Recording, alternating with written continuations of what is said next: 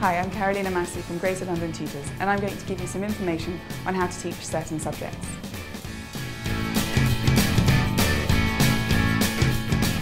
So these are the basics on how to teach literature. You can divide literature up into different sections. For example, prose, whether that be fiction or non-fiction, drama, poetry, and just help a student to identify the different divisions of literature. So, for example, if you're teaching of mice and men, you might want to start by looking at the context. What are the socio-economic factors that are the backdrop of that novel? You'd also want to look at the author. Then you'd want to break down the characters, look at the characters, what inspires and motivates those characters, what's the character's journey in the novel, what do we find out about the characters from their actions and from their relationships with other characters. What do the characters say about the other characters?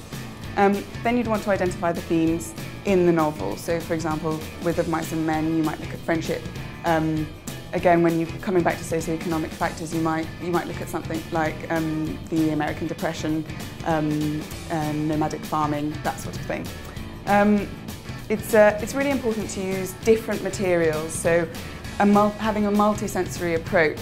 So not just making them read the novel, but also perhaps watching the film, if you can find any audio materials or other visual materials, pictures, things that make it relevant, make it interesting, make it exciting for the pupil.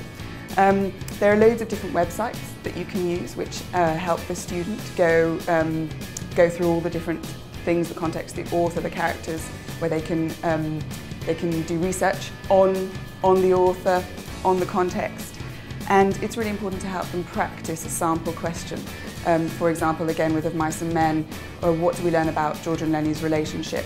And it's always important to use point, quotation, comment when answering an essay. So when an essay is being written, make the point, use a quotation to back up that information, and then comment on the quote. So using, explaining the quote that you've chosen and how that's relevant to the essay question. These are the basics on how to teach literature.